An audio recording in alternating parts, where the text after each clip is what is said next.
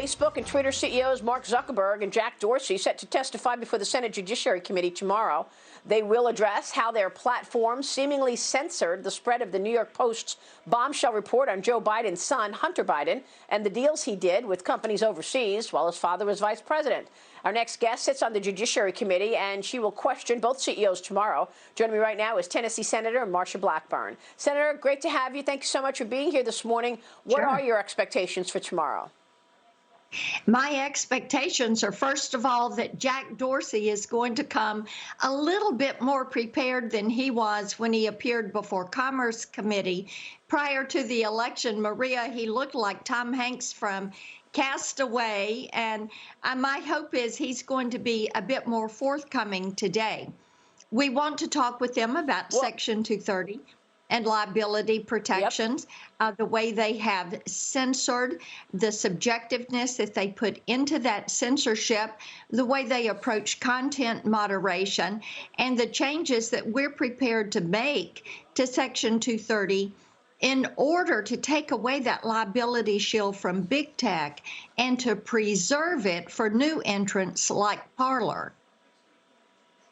Well, you're right. I mean, you know, big tech is clearly as more powerful than anyone has expected when that protection was put in place in the Telecommunications Act of 1996. Okay. But let me ask you, Senator, are you going to have trouble moving this legislation through should Joe Biden become the president? I mean, you know, in the House, I don't think Jerry Nadler necessarily cares if social media is shadow banning and censoring conservatives.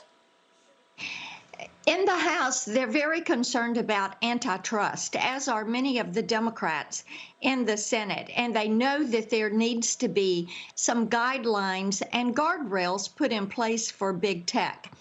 I really believe that we're going to make headway on this with Section 230 as well as on privacy. And of course, Mark Zuckerberg from Facebook has fought privacy since I started trying to pass the Browser Act 8 years ago. But Maria, here is where we are with these entities. They're now saying, okay, regulate us, because they want to block new entrants. And big tech likes big government. They like big regulation, because it keeps new entrants out. So our goal is going to be this light touch regulation, go after some of the areas that need to be addressed. We also know DOJ has their suit against Google. You have states' attorneys general who have lawsuits, and you have the FTC that continues to monitor some of this activity. Congress has to take an action on both privacy and Section 230. Senator, you are urging the Federal Trade Commission to interview former employees of Facebook as part of a probe into whether or not it broke antitrust law. Tell me about that. Yes, what we think is valuable to do is go to people like Chris Hughes, who was a co-founder of Facebook, and talk to them about those original premises. Talk to some of these engineers that have left these big tech companies and say, okay, what were they trying to do? What we do know is that big tech has tried to manipulate what we see, what we hear, and then control how we think, and this year, how we voted. You mentioned the story with Hunter Biden. You did not have big tech allowing that to go forward. And the media was a part of this, Maria. And then I've talked to people who never heard this. They said, why didn't I know this? I said, well, you watch CNBC and MSNBC and CNN, so you never heard about it. You didn't see it in your news feed. So we're at a point where these big tech social media platforms have to decide. If they're a news organization, for goodness sakes, hire a news editor. If you're an information system, which is how you are titled, a Title I service under the Telecommunications Act, then you have to be the town square and allow a point and a counterpoint. So this is not what they want to hear. but this is what they're going to get. And we have moved a long way toward bipartisan agreement on this issue over the last 8 years.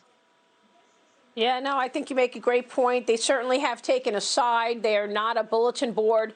Yes. Twitter still has, the Ayatollah Khomeini from Iran chanting death to America, and yet he's flagging President Trump repeatedly. Look, all eyes are on the Georgia Senate race. Is set for 2 Senate. Yeah. I'm sorry? Yeah. Twitter censored the president 65 times. Ayatollah 0. Putin 0. Biden 0. It's astounding. That is astounding. We want to talk about the Senate runoff elections in January, where the balance of power in the Senate will obviously be at stake. Tell me what is at stake if you see Kelly Loeffler and David Perdue not win. The Democrats want to take control. They even want to move there.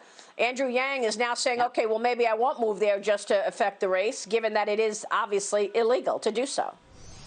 Well, they kind of got their hands slapped on this, telling people to move in, claim Georgia residency, and vote. Here is what we know. Chuck Schumer is definitely on the ballot in Georgia. His agenda of first we take Georgia, then we change America. These two Democratic Senate nominees are the two most radical leftist Senate nominees I have ever seen. You have in Ossoff a trust fund socialist who has been on the payroll of a Chinese Communist Party owned company and failed to report it until he got caught. You have Warnock, who is a mentee of Jeremiah Wright. And of course, we all remember Jeremiah Wright is the one who said he was hopeful God would not bless America, that God would damn America. That is not the people of Georgia. Right. Senator, real quick before you go, are we going to get any stimulus bill in the lame duck session or no? Nancy Pelosi has said she does not want one. She doesn't want to help people. She wants to bail out blue states. And I think she is very happy with her position because she can go home to San Francisco and sit in front of her double wide refrigerator freezer and eat all of the ice cream she desires. All right, Senator, great to have you this morning. Thank you so much, Senator Marsha Blackburn. Good to see you, Maria. Thank you.